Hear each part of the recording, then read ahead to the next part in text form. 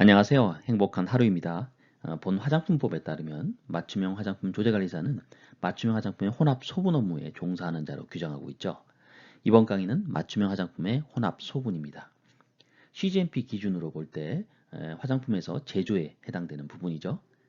본제 2과목부터 3과목까지의 내용이 포괄적으로 해당되는데요. 앞선 동영상 강의를 참조하면서 조금 부족한 부분 위주로 살펴볼 예정이오니 이 점 양해를 부탁드리며 그럼 시작해 보도록 하겠습니다. 혼합소분의 세부 내용들은 다음과 같이 7가지로 구성되어 있는데요. 대부분 매우 낯익은 단어들로 구성되어 있죠. 앞서서 다 대충 훑어본 내용들입니다. 자, 그럼 살펴보도록 하겠습니다. 원료 및 제형의 물리적 특성입니다. 물리적 특성이 무엇일까요? 물리적 성질은 물질의 본질을 변화시키지 않으면서 측정할 수 있는 성질이죠. 예를 들면 뭐 녹는점이나 어는 점, 끓는 점, 밀도, 용해도 뭐 이런 것들이 있죠. 물리적 특성은 바로 물질의 본질을 변화시키지 않으면서 나타내는 특성이겠죠. 예를 들면 성상이나 뭐 비중이나 pH나 굴절률 이런 것들을 말할 텐데요. 장표에서 보시다시피 원료나 또 화장품의 내용물 즉 벌크 제품이죠. 이 벌크 제품에 대한 성적서, 시험 성적서를 보시면은 그 물리적 특성들을 시험 항목으로 정해놓고 있는데요. 이러한 내용들을 가지고 물리적 특성을 살펴볼 수 있을 것 같습니다. 이번 강의에서는 이 중에서 몇 가지 정도만 살펴보도록 하겠습니다. 물리적 특성 중에 성상입니다. 원래의 성상은 다음 장표에서 보시는 바와 같이 여러 가지로 나눌 수 있는데요. 뭐 탄산가스나 에카프로판가스 등의 또 기체상, 그리고 오일이나 보습제, 알코올, 실리콘 등의 액체 형태로 되어 있는 것은 액체상이라 분류할 수 있고요. 또 바세린, 라놀린, 버터류 등은 페이스트, 즉 반죽상으로 표현할 수가 있습니다. 고체상은 크게 4가지로 나눌 수 있는데요. 분말, 비드, 플레이크, 왁스 형태의 성상을 얘기할 수가 있습니다. 지방산이나 점증제, 유화제 등은 분말상, 비스왁스, 에스텔기 왁스나 폴리에틸렌 등은 비드상, 지방산, 지방알코올, 세레신 왁스, 카나바 왁스 등은 플레이크상, 파라핀 왁스나 마이크로 크리스탈린 왁스 등은 왁스상으로 나타낼 수가 있습니다. 두 번째는 제형의 성상인데요. 고시 기능성 화장품 기준 및 시험 방법의 별표의 내용을 살펴보면 화장품 제형의 정의를 볼 수가 있습니다. 먼저 어떻게 화장품 제형을 정의 내리고 있는지 살펴볼 필요가 있고요.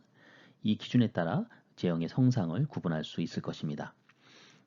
가부터 사, 목까지 날 수가 있는데요. 먼저 로션제입니다. 유화제 등을 넣어서 유성 또 수성 성분을 균질하여 점액상으로 만든 것을 의미하고요. 액제는 화장품에 사용되는 성분을 용제 등에 녹여서 만든 액상으로 만든 것입니다. 크림제는 유화제 등을 넣어서 유상 또 수성 성분을 균질해서 반고용상으로 만든 것이고요. 침정 마스크제는 액제, 로션제, 크림제, 겔제 등을 부직포 등의 지지체에 침적하여 만든 것을 의미합니다. 겔제란 액체를 침투시킨 분자량이 큰 유기분자로 이루어진 반고용상을 의미하고요. 에어로졸제는 원액을 같은 용기 또는 다른 용기에 충전한 분사제 등의 압력을 이용해서 안개 모양이나 포말상 등으로 분출하도록 만든 것을 의미합니다. 마지막으로 분말제란 균질하게 분말상 또는 미립상으로 만든 것을 의미하며 부용제를 같이 사용할 수가 있습니다. 비중입니다. 고시 기능성 화장품 기준 및 시험 방법의 일반 시험법에 따르면 비중 측정법을 다음과 같이 정하고 있는데요. 검체와 물과의 각각 T도씨 및 T도씨에서의 같은 체적의 중량비를 말하며 제1법, 제2법, 제3법에 따라 측정합니다. 예시에서는 제1법 중에서도 또 3가지가 있는데요. 그 중에 비중병에 의한 측정법을 적시해 놓고 있는데요. 동일한 조건에서 비중병을 이용해서 검체의 무게와 물의 무게의 비율로 측정하는 방법입니다. 자세한 내용은 생략하고요. 그런데 이렇게 보면은 비중의 의미를 정확하게 이해하는 것이 헷갈릴 수도 있겠다 생각이 듭니다.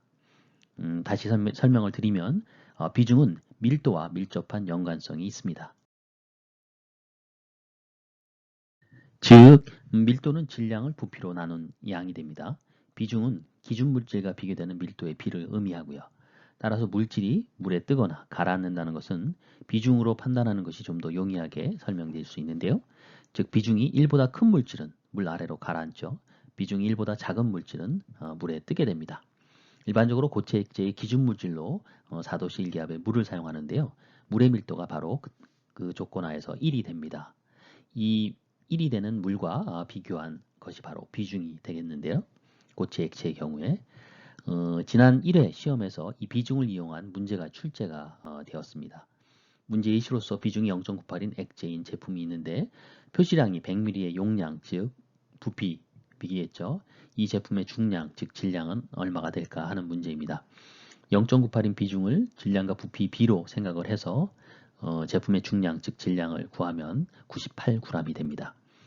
실제 그 제품을 만드는 공장에서 이 비중값은 굉장히 중요합니다.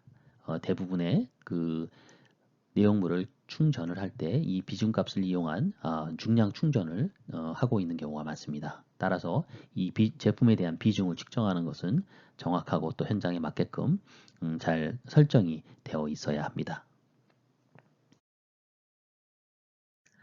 pH입니다. pH는 수소이온 농도 지수를 나타내는 단위죠.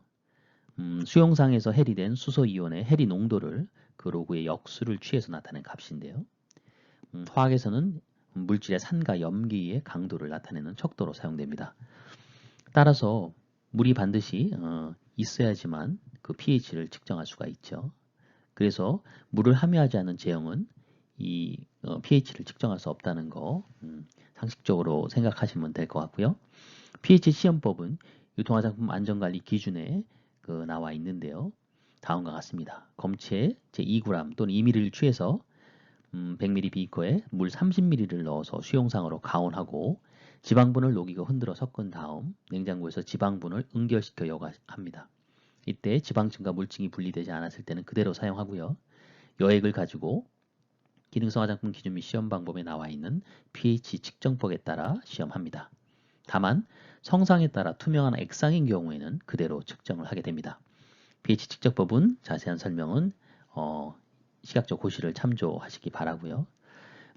본 장표에서는 이 pH에 따른 그 액성을 어떻게 나타내는지, 즉 산성, 알칼리성 또는 중성으로 나타낸 것은 따로 규정이 없는 한 리트머스지를 써서 검사를 하고요. 또 액성을 구체적으로 표시할 때는 pH 값을 사용하게 됩니다. 미산성, 약산성, 강산성, 미알칼리성, 약알칼리성, 강알칼리성 등으로 그 성상의 그 액성을 나타나게 되는데요. pH 범위는 다음과 같습니다. 미산성은 약 pH가 5에서 6.5 사이를 의미하고요. 약산성은 3에서 5, 강산성은 3 이하. 그리고 미알칼리성은 7.5에서 9, 약알칼리성은 9에서 11, 강알칼리성은 11 이상을 의미합니다.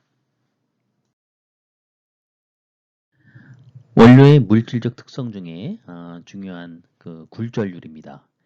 이 굴절률은 일반적으로 투명한 매질로 빛이 지나갈 때 광속이 줄어드는 비율을 의미하는데요. 원료는 빛이 투과될 때 굴절률이라는 독특한 특성을 갖기 때문에 이를 물리적 특성으로 잘 이용을 한답니다. 기능성 화장품 기준 및 시험 방법의 일반 시험법에 따르면 바로 이 굴절률 측정법이 나와 있는데요.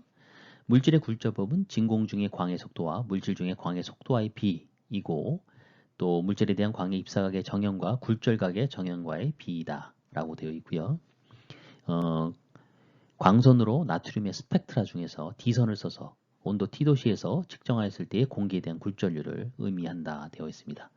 조작법은 특별한 규정이 없는 한 압배 굴절계를 사용해서 규정하는 온도의 플러스 마이너스 2도씨 이내에서 측정을 하게 되어 있습니다. 자, 일반적으로 화장품에서 제형을 얘기하기 위해서는 계면활성제의 기능을 잘 이해하고 있어야 합니다. 계면활성제는 영어로 surfactant라고 하는데요. surface active agent의 줄임말이죠. surface, 계면, active, 활성화시키는 것이고요. agent는 물질입니다. 즉, 계면을 잘 활성화시키는 그런 물질이다 라고 쉽게 이해하시면 될 것 같고요. 이 계면이라는 것은 우주에는 엄청나게 많은 그런 개들이 있는데요. 제가 만약에 핸드폰을 쥐고 있다. 그러면 저라는 몸도 하나의 개고요. 핸드폰도 하나의 개입니다. 이 개와 개가 만나는 이 손에서 만나는 그 두 개의 면을 계면이라고 하죠. 화장품에서는 오일이라고 물이 섞었을 때 섞이지 않죠. 그래서 물과 그 물이라는 개와 오일이라는 개라고 표현할 수 있는데요. 이 두 개가 만나는 그 면을 계면이라고 하죠. 이런 계면에 계면활성제를 넣으면은 두 계면에서 뭔가 활성화시키는 변화들이 일어납니다. 이 계면활성제는 일반적으로 그 친수성의 작용기와 또 물에 친한 친수성 그리고 오일에 친한 친유성 작용기를 가지고 있어서 이 그 수용상에 오일이 첨가됐을 때 이런 계면활성제들이 들어가게 되면은 친수성과 친유성의 작용기에 의해서 그 계면 사이에 현저한 변화를 일으키게 됩니다. 그래서 유화라든지 가용화라든지 분산, 세정, 수분, 침투 등 다양한 형태의 작용들을 하게 되는 것이죠. 계면활성제의 주요 기능입니다. 먼저 유화입니다. 한 액체 속에 그것과 섞이지 않는 액체가 미세하게 분산되어 있는 게를 유화라고 하는데요. 이 계면활성제를 이렇게 되면 이런 유화 작용을 하게 됩니다. 예를 들어서 물과 기름을 섞으면은 혼합되지 않죠. 분리가 되어 있는 상태로 될 것입니다. 근데 여기에 계면활성제를 넣게 되면은 고르게 분산된 형태로 개를 형성하게 됩니다. 두 가지 형태가 있는데요. 크게 OW형, 즉 오일 인 워터, 물 속에 오일이 고른 입자로 분산되어 있는 형태. WO, 워터 인 오일, 오일 안에 물이 고르게 분산되어 있는 형태. 이런 두 가지 형태가 있습니다. 가용화입니다. 수용상에서 물속에 녹지 않는 유용성 물질은 계면활성제를 투입했을 때 만들어내는 마이셀이라는 것이 있는데요. 조그마한 계면활성제 뭉침, 그건 회합체라고 하는데요. 이 안으로 그 유용성 물질이 다 흡수가 됩니다. 그래서 친유성, 소수성이 친유성이랑 같은 말이죠. 그 오일과 친한 부위들, 그런 부분들이 모여가지고 그 영역을 형성하게 되고요. 그것에 소수성 회합물을 둘러싸면서 가용화를 이룹니다. 가용화는 투명한 형태의 용해되는 현상이라고 이렇게 보시면 되고요. 분산, 고체 또는 액체 물질이 콜로이드 입자로 분산되어 있는 것입니다. 주로 이제 그 색조 쪽에 얘기들을 할 수 있는데요. 색조에는 아주 단단한 고체, 돌가루 형태의 고체 성분들이 있지요. 이러한 것들이 이 계면활성제를 통해서 액체와 같은 형태의 분산되어 있는 형태를 말합니다. 세 번째는 세정인데요. 주로 음이온 계면활성제를 이용하게 되고요. 이온화된 음이온 부분이 일반적으로 세정작용에 강하게 작용을 하게 됩니다. 또 수변이라는 것이 있는데요. 세정의 초기 단계에는 세정 대상 물질을 이렇게 흡습하는 그런 수변 작용이 일어납니다. 기포, 액체 속에 기체가 분산되어 있는 분산계를 의미합니다. 대전 방지, 모발이나 의류의 정전기를 제거하는 작용입니다. 주로 양이온 계면활성제에서 작용을 하게 되죠. 살균, 일부 양이온 계면활성제의 경우 살균 작용을 갖습니다. 화장품은 크게 기술에 따른 세 가지의 그 제형으로 분류할 수 있습니다. 가용화, 유화, 분산입니다. 계면활성제 용도에 따라서 이 가용화계는 크게 샴푸나 바디 클렌저, 향수, 화장수, 에센스, 팩트를 응용할 수 있고요. 유화 기술을 이용한 유화 제형에는 그 밀크로션, 크림, 에센스, 클렌징 크림, 마사지 크림 등을 응용할 수 있습니다. 또 분산 제형은 그 립스틱이나 색조에 주로 사용되는데 마스카라, 아이라이너, 2AK, 에나멜 등이 있습니다. 화장품에는 크렌징이라고 하는 큰 카테고리가 있는데요. 이 크렌징의 제형을 한번 분류해 보면 크게 두 가지로 나눌 수 있습니다. 계면활성제형, 용제형, 즉 크렌징을 하는 기제 역할을 계면활성제가 주로 하느냐, 아니면 그 계면활성제가 아닌 다른 용제가 하느냐. 용제형이라고 하더라도 계면활성제가 들어가죠. 계면활성제형은 좀 더 그 계면활성제의 함량이 더 많아서 크렌징의 주된 역할을 하는 형태입니다. 비누나 페이스트, 젤, 과립 타입, 에어로졸 상이 있고요. 고형 비누는 일종의 계면활성제라고 보시면 되죠. 특징들은 별도로 다음과 같이 표에서 읽어볼 수가 있고요. 용제형은 크림이나 유액, 워터, 젤, 오일 타입들이 있고요. 특징들은 별도로 다음과 같이 설명할 수가 있습니다. 에멀전의 제형 분류입니다. 에멀전은 소위 유화라고 표현을 하죠. 그 제형적으로는 앞서도 말씀드렸던 두 가지 OW, WO 외에도 WW 또는 OWO 등같이 다중 해멀전이라고 하는데요. OWW 형태 안에 입자 안에 다시 또 입자를 형성시키는 그런 제형입니다. 복잡하죠. 일단 공정 자체가 사용감과 효능은 다양한 형태의 그 우수함을 나타내지만 공정이 복잡해서 잘 사용하지는 않는 제형이고요. OW 같은 경우는 외곽이 W 즉 수용장 물과 친한 형태로 되어 있기 때문에 굉장히 산뜻하고 가볍습니다. 또 물에 잘 섞이겠죠. 썬블럭 같은 경우 OW로 만들면은 수용장에서 다 물로 씻겨 내려가서 썬블럭 차단 효과를 나타내기가 힘든답니다. 따라서 W 즉 물과 섞이지 않는 쪽에 그 형태를 갖고 있는 그런 W 제형들이 많이 사용된답니다. 대신에 그 W 형태들은 보습 효과나 화장 지속성이 우수합니다. 실리콘을 사용하는 실리콘인 워터형 SW형 타입 가볍고 산뜻한 느낌이고요. 실리콘의 그 오일감이 없는 그런 특성을 이용한 그런 제형입니다. WS는 워터인 실리콘 이런 제형입니다. 목적별에 따라서는 모이스처 해멀전, 로션 크림에 가장 많이 이용되고요. 클렌징 해멀전, 또 메이크업 잔유물 닦는데 사용되고요. 마사지 해멀전, 혈행 촉진이나 유연 효과를 부여합니다. 선블럭 에멀전, 자외선으로부터 보호하는 형태고요. 기타 바디 에멀전이나 핸드 에멀전, 핸드용이 있습니다. 분산 제형인데요. 서스펜션이라고도 표현하는데요. 분산 제형은 크게 물이 있느냐 없느냐에 따라서 두 가지로 수계 분산과 비수계 분산으로 나눈답니다. 그 물이 있는 수계 분산 형태에서는 분산매 안에 분산상이 입자 형태로 들어가게 되는 거죠. 분산상으로는 주로 무기 분체들이나 안료들 이런 것들이 쓰이겠죠. 화장품에서는 카밍 로션 이런 것들이 있고요. 파운데이션, 마스카라, 아이라이너, 선크림들이 이런 수계 분산 형태에 포함되고요. 비수계에서는 그 네일 에나멜이나 립스틱, 립라이너, 2AK, 팩트 같이 물이 포함되지 않는 형태의 제품들이 응용이 된답니다. 배합 한도 및 금지 원료입니다.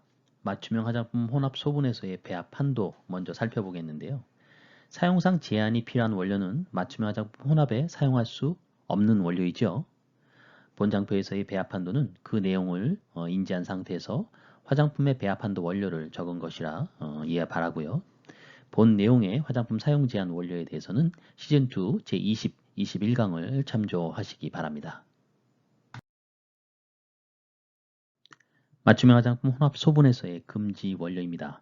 고시 화장품 안전 기준 등에 관한 규정에 바로 맞춤형 화장품의 사용이 가능하지 않은 그런 제외되는 원료를 잘 설명하고 있습니다.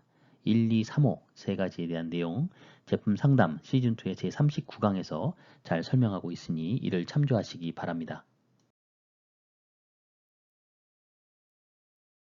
이번 강의는 여기서 마무리하도록 하겠습니다. 원료 및 제형의 물리적인 특성 잘 이해하셨죠? 배합 한도 및 금지 원료 지난 강의 꼭 재학습하시기를 부탁드리고요. 혼합 소분의 나머지 내용들은 다음 강의에 이어서 가도록 하겠습니다. 지금까지 행복한 하루였습니다. 감사합니다.